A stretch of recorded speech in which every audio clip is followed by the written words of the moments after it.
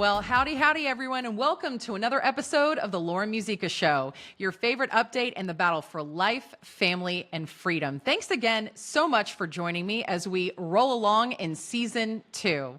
Once again, I'm Lauren Musica, attorney and human rights advocate, and I serve as president and CEO of Sidewalk Advocates for Life, the nation's largest peaceful sidewalk outreach organization. Men and abortion. Let's have a discussion. The other side loves to say, you don't have a uterus, you don't get an opinion. Well, as a woman and an oldest sister of brothers, I take issue with that, to say the least. I am furious that women insist on saying such heartless things to good men. And I know that every child I've ever known has had both what? A mother and a father. And at least half the babies lost to abortion are little boys. Consider all that. I don't know that I've ever shared this before, but I have a male cousin somewhere in my family that actually tried to commit suicide on the due date of his baby months before his girlfriend aborted their child without his consent over his pleas. Yes, by the way, this is legal. Men actually have no legal standing in an abortion decision. In fact, some of my most poignant memories are being outside of abortion facilities, praying with crying fathers who feel helpless to stop their wife or their girlfriend from taking the life of their child. And I truly believe that if men would rise to their God-given calling to defend and protect the dignity of women and children and human life, abortion may not exist. Let's chew on that for a bit.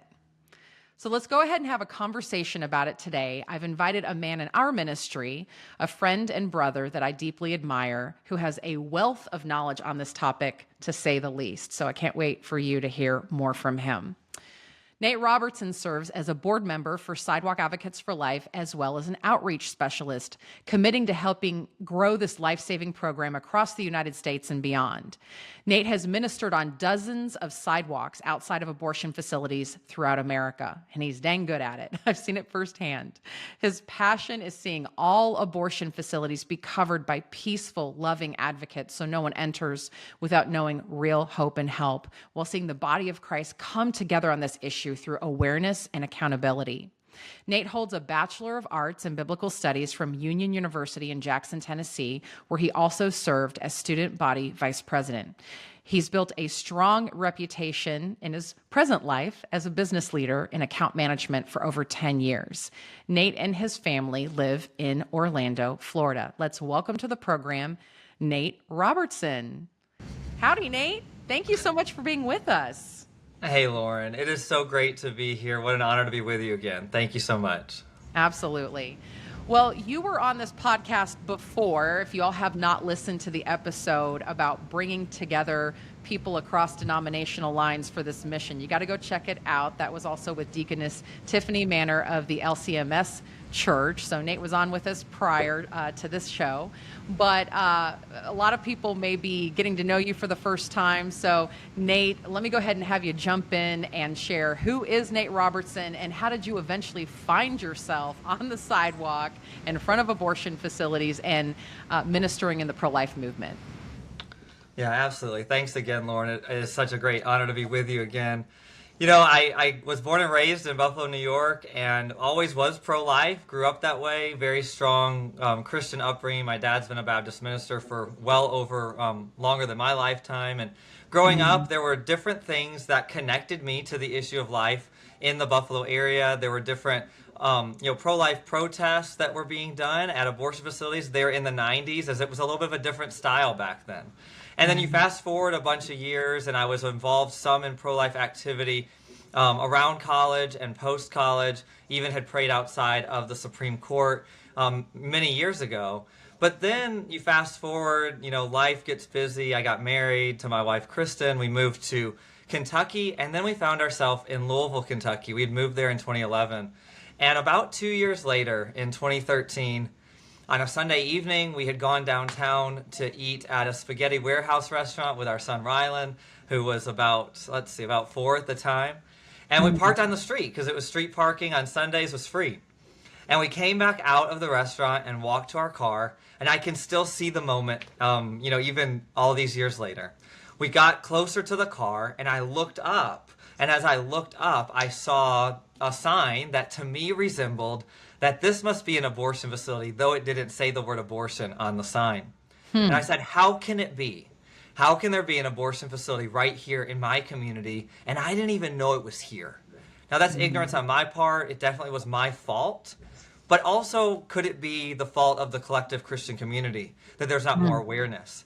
At least that's the way I was seeing it at that time. And so that was the moment, really, that began a journey for me of how do I become more active in being a part of the conversation and being there to support people as they're going in and out of a facility. Stumbled across a lot of different things on the way to finding Sidewalk Advocates for Life. Lauren, you started Sidewalk Advocates for Life, as you know, in 2014, and we started having Sidewalk Advocates for Life in the Louisville area there at that facility late in 2014. I got involved with that, and then a lot of different history items happened and led me to being much more involved with Sidewalk Advocates for Life, working full-time for a time, and now serving as a board member and outreach specialist. But that moment was really important to my life. And it changed the trajectory of the amount of activism I would have in being an advocate for life that is being lost across America, and also an advocate for life that is being saved all across America. So it's a really awesome way that I just got connected really into what we do today. Yeah. I often think about your story and laugh, Nate, because I'm like, who leaves a spaghetti restaurant, finds themselves standing in front of an abortion facility and says, I need to do something. I need to be here, right? And that really was what it was. Yeah. You talk about, so kind of linking to all that, you talk about awareness and accountability. So take us back to that moment. Like, what hit your heart at that moment, and how is that instructive really for other men as well on this issue? Yeah, I mean, so much for me, that moment was a moment of both awareness and accountability all in one, right? Like, I had this moment of maybe an epiphany type moment, some would say, of wow, this is here. And in that moment, I had to then decide what was I going to do with the new information I had. I had become aware, and awareness means that we then do have to become accountable. We're accountable for doing nothing, or we're accountable for doing something. And in that moment and the moments that came, I became accountable for doing something. You know, I've heard people say that it's so easy for us just to turn our face from evil and be like, oh, there's nothing going on. I don't see anything wrong, because we're turning our face from it. But when we become aware of what is happening, we then have to become accountable with what we're going to do next. And it sent me down this journey of how do I do what I need to do? What is my place? What is my part? What is my place? And it led me to that sidewalk just to stand and pray because I didn't know what to do. But it led me to continue to investigate. What can I do? Finding tips on the internet, beginning to listen to others who are on the sidewalk, and then being able to get connected with you and Sidewalk Advocates for Life and the incredible program that has been built here that leads people so easily to do the ministry that they are now accountable to do, because they have the awareness that the greatest human rights battle of all times is happening right there in their local community, that they can go and be the hands and feet of Jesus at the darkest place in their community just by saying yes. No special training needed. And so all of that, I think, builds into that moment of awareness and the accountability that came and that continues today. And I'd encourage all of our listeners today to be considering the accountability that you need to have as a listener today of what are the actions you're going to take to be a part of solving the greatest human rights battle of all time. Yeah. A lot of people don't realize abortion is the greatest cause of death in the history of our world. This is a crisis of epic proportions, a modern day Holocaust, right? And so when you become aware of that, like you said, it should move our hearts to do something, at the very least, for those of us that are believers, that are called to be salt and light to a world in need. I actually don't have this question in front of me, but it just kind of hit my heart. When you started going to the abortion facility and you're watching women walk in, you saw that very first woman walk in, what was that like for you? And how did it move your heart to keep coming out? Yeah. Standing there and watching, especially at that facility, because it's different, where everybody has to walk past you. There's not a big gate. There's not a big driveway. Everybody walks past you on the sidewalk and goes in the door that's literally 5 feet from you. Yeah. Watching men and women going in, you could see the brokenness, but you could also see the hardened hearts. You could see the despair. You could also see the glimmers of opportunities to bring them hope. Yeah. What I remember so vividly is it moving my heart in such a way of, we have to be here, we have to do more, and even brought me to this place and this moment where I began to think about the reality that while abortion was happening right there in downtown Louisville, Kentucky, 5 days a week, people were all around the city and the region going about their business without any awareness or without any care that it was happening.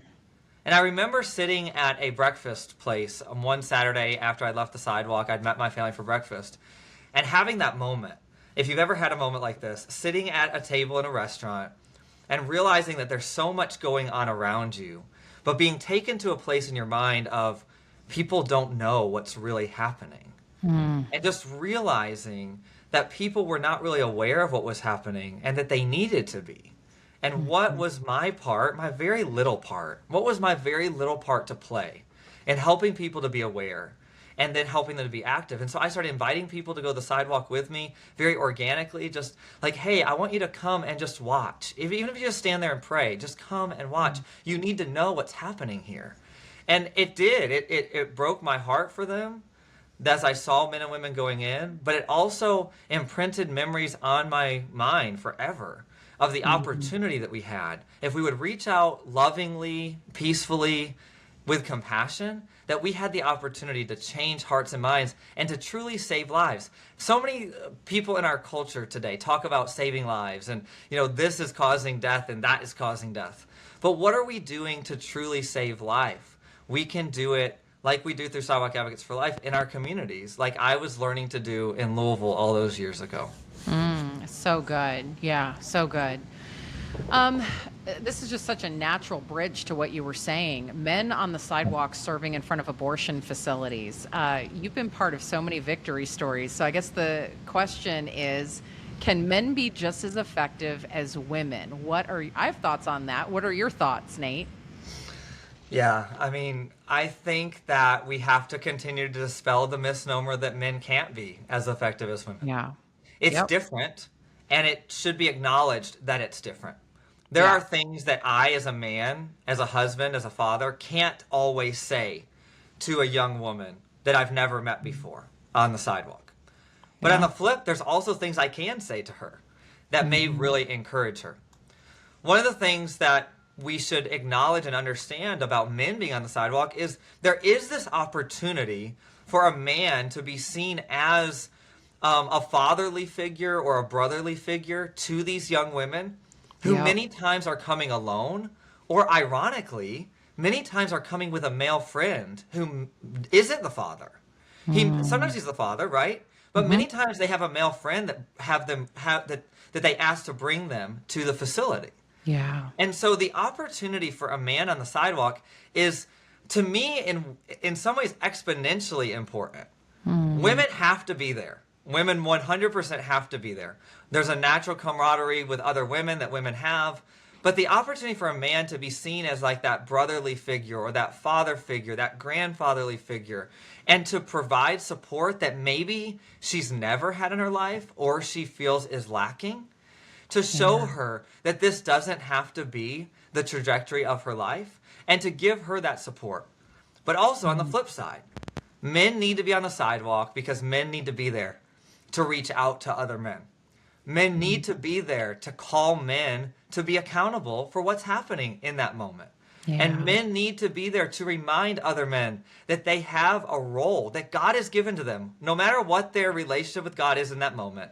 Men on the sidewalk need to remind men who are coming to an abortion facility that they have a God-given role as protector, provider, and defender, and that they need to stand in that role And many times, men in our culture, as we see all the emasculation of men that's happened all across our culture, men need to be reminded that they have a voice, that they need to be strong, that they need to stand up, and that they can be a protector.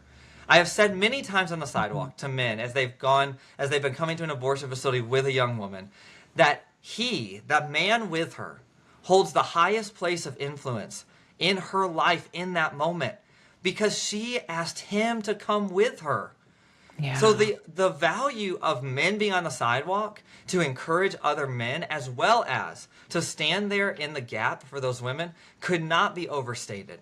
It is so important, so valuable. I don't want any man to ever again say, I don't have a role on the sidewalk. It's not my place. I'll let the women do that. Every man needs to go to the sidewalk.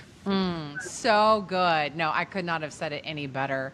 We have seen so many babies saved through companions, right? Through the boyfriend, the male friend, the father, the grandfather, right? We've empowered them to go back in because we can't go in there. We're in the disposition of a trespasser when we're on the sidewalk to the abortion facility, at least. Of course, we're so much more than a trespasser. But they have a line of communication in. They're with her. They're the companion. They can go in and give her all the information that we would normally give to her. And so we have seen that when we can empower a father to step up to that natural God-given role to be a defender and protector, right, that's really where miracles can happen. Because so many of us women are looking for support from our men. You know, even as strong women, we love to pretend, oh, we're independent. We can do this ourselves, right? And yes, we can do so much. Absolutely, right? But like you said, there's differences. We're co-equal. But that strength of a man coming in and saying, we've got this. Right? We've got this. We can do this. I believe in you. Here's what it's going to, maybe they don't even know what it's going to look like immediately going forward, but here's generally what it's going to look like. I'm going to stand with you. We're going to walk this out. We're going to figure this out. We've seen so many women come out of the abortion facility with a message like that. That's right. It's so powerful. So good. Yeah. Why is this, Nate, a moral issue, not just for women, but for men too, even in the greater culture, when we're having that big left brain debate, or you're seeing it on Facebook or in politics or wherever it is, right? This is an issue that touches every sector of society, every part of our culture. It's life, our first gift. Why do men need to add their voice to the conversation? Yeah, it's really interesting to me that so many people want to try and take men out of the conversation. Even as you mentioned in your opening, right? People saying things like, you don't have a uterus, you don't have an opinion. Well, you also mentioned that every single child that the world has ever known had a father. Yes. Whether the relationship with that father is good or not, whether that father was anything more than a sperm donor, there was always a father. Amen. And so the moral component of this could not be stronger. Yeah. It is easy to throw the guilt or the weight of a pregnancy or to throw the responsibility of a pregnancy onto the woman. That's easy, but it has never been moral. It has never been moral to throw the weight of deciding on what should happen about the pregnancy, or even just the way in which that pregnancy develops. The moral weight of that should never have been solely on women. Yeah. The man is just as responsible for that pregnancy as the woman is. And he has a moral obligation, again, to protect the life that he has been a part of creating. Where did we get off on this idea that men did not have moral responsibility in the children that they create? I've heard it said, and I can't take credit for it because I have heard it from other places, but I've heard people say that abortion is the ultimate exploitation of women. And I think that is so well said. Yeah. That abortion is exploiting women to the furthest degree. Because think about this. It is much easier, or maybe not much easier, but it has been almost easier to hide the male component of being a part of an abortion than the female. I would contend that there's many men in this country, millions of men in this country, who have never ever shared about an abortion that they were a part of. I would say that, I don't know the research, but I would say that there's probably more men that have never shared about their role in an abortion than women. because we have tried to make it like it's the woman's responsibility, put all of it on her. But the moral responsibility of a man in the whole conversation of abortion could not be higher, and it cannot be overstated. Men need to take the responsibility that they created a child and be a part of the conversation. Men also need to take the responsibility to be a part of the solution. And being a part of the solution is obviously related to sexual health choices, but it is also related to supporting women when pregnancy is discovered. That men have a moral responsibility. I'm going to say it differently than maybe I've ever said it before. Men have a moral responsibility to support every woman that they ever hear who is unexpectedly pregnant. We as men have a moral responsibility to support her and to not say, oh no, you're pregnant, or did you want to be pregnant, or what are you going to do? Men have a moral responsibility to immediately support her and celebrate the life that is now growing inside of her. Yeah. So you're getting me off on a tangent, so I apologize there. But the moral component is so key for men. Yeah, absolutely. Well, and this goes just to our basic admonition in Scripture to be there for the orphan and the widow, right? That's right.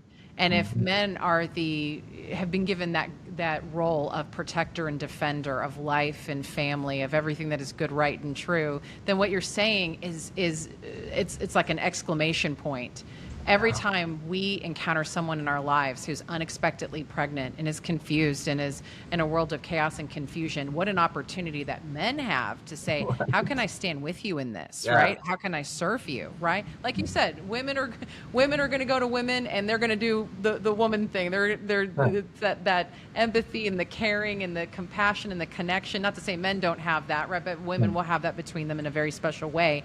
But a man entering the picture saying, hey, I'm here to support you, right? My wife and I are going to journey with you. Right. What is it that you need, right? It's so powerful, so powerful.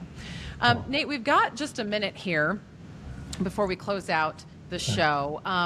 What would you say to men who are listening right now, or maybe women who could pass this along, right? But men who feel sidelined on the issue, or maybe they want to serve on the sidewalk, they're worried that they won't be as effective, or maybe they're in a valley right now in their sidewalk outreach. Speak to them for a minute, encourage them. How can they continue to make a difference? Yeah, absolutely. Thanks, Lauren. You know, for those men who you are listening or watching today, I want to encourage you that God has put you in this moment in time. And what does that mean, that God has placed you in this moment in time? What that means is that God has chosen for you to be a part of the solution of the problems that are around you. I think many times men become solution-oriented and task-oriented, like, how can I do this? Let's do this and move on. Well, how are you to be a part of the solution of the great battle that's happening in your community? Truly a battle of life and death. You may feel, as we've talked about, that you don't have a place or that your voice doesn't matter. So this is what I would encourage you to do.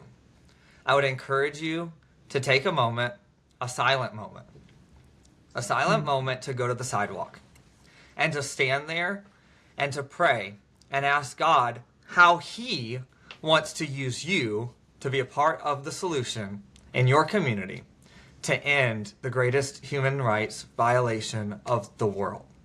And what does that mean? That means that you need to be open again, even if your heart has been broken or hardened or wounded by different things. Maybe your sidewalk ministry has been something in your past and you've just taken a break, or maybe you do have a connection to abortion that you've never felt comfortable sharing with others, or maybe you have shared and haven't felt like you got the healing you needed, or maybe you're still working on that healing journey. But take a moment and ask God, how am I to be a part of the story of ending the greatest human rights battle in my community with the women and the men surrounding me? You know, I want to encourage you today that you have a powerful voice as a man. You have a powerful voice as a man to show those around you that you can be one who protects and defends. And I want to remind you even of some of the grandfatherly men that we have had serve in Sidewalk Advocates for Life who have been able to be a safe place for women in need. Maybe that's the encouragement you need today, is to just be a safe place. Wherever you find women in need, allow them to know that they have safety with you. But where could you be more of a model of safety for women in need than on the sidewalk of your local abortion facility? So I encourage you to go, even if that's to silently pray or to get involved with your Sidewalk Advocate group in your community. You can do it. You're empowered to do it. And God has called you to be a part of the solution. So take your place and solve the problem. There you go. So good. Thank you, Nate. I think of so many of our advocates. These are names that are just coming to me: Jerry, Chris, Pastor Bud, Mark. Yeah, that's right. So many that have, they have baby pictures. They go to baby showers. They are godfathers to some of the babies that they've helped to rescue. They're important to so many women, right? Yeah. And I know that you're no less than that. Some of my favorite pictures of you, Nate, are you holding little girls that you helped to save, you know? It's so good. I think of Madison, that's been in your arms, Jasmine, who's been in your arms. We helped together save a little boy named Cameron, right? Yeah. God has used you. Too, that's right, Braylon. Think of Braylon. That's right. Can think of so many names and faces. And if you hadn't been there, these children may not have lived. So I just want to personally thank you and thank you for your profound yes. And I know it's going to be such an encouragement to so many men in our ministry and in the movement and beyond. So many believers out there, too, where it's time for you to throw your hat in the ring to get into all of this and see what God can do. So thank you, Nate. Thanks for being with us today. Thanks so much, Lauren. Thank you. Good. Okay. Well, closing thought. Can we all be okay with the fact that men and women are different, yet co-equal, that we bring unique and irreplaceable things to society and family life, and that's okay? That these differences are God-given. They're not meant to put us at odds, but invite us out of ourselves to learn and grow, to work in tandem. These gifts were given to us to work in tandem for the good of spouses, children, family, and the world, right? Can we see it like that? There's so many women that seem uncomfortable with the idea that men have a special strength and paternity in their role in the family, the church, and society. And some feel like that somehow threatens our independence and identity as women. But I will tell you, as a pretty strong woman myself, I think my brother the other day called me an alpha female. I come from a traditional male industry, right? I'm an attorney. While I agree that we can do most things that men do, I also celebrate the things that are different. I believe that we are stronger together.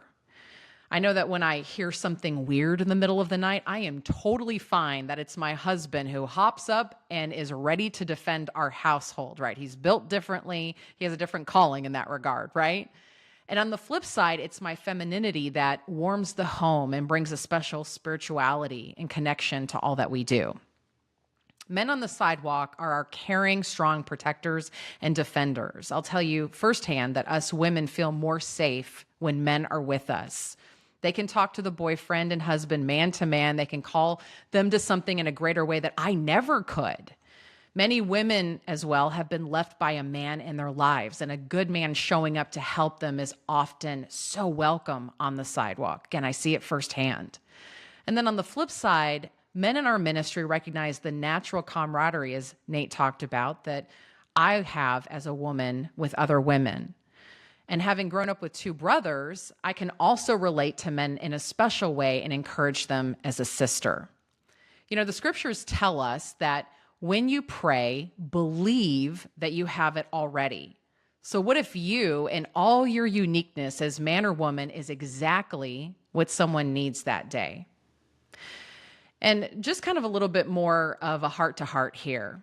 As a woman, I'd like to apologize to the men who are listening to this. I want you guys to hear this. This is from the depths of my heart. I want to apologize to you for any woman who has told you that your voice does not matter. As the president and CEO of the nation's largest sidewalk outreach organization, and as a wife and a sister, I will tell you that that is a lie. You matter to me. You matter to our female sidewalk advocates and to countless women who have needed your strength and support. So I just want to encourage you to not be silent, to keep speaking, to keep standing up for what is good, right, and true. Stand in your God-given power. We need your gentle strength. We love you. We appreciate you. Keep going. All right, well, with that, we wrap up another show here. Thank you for joining me for another episode of the Laura Musica Show. We'll be back here next Friday at 9 a.m. Eastern, 8 a.m. Central on Facebook Live, YouTube, and wherever you get podcasts. Thanks again for joining me, everyone. Have a great week.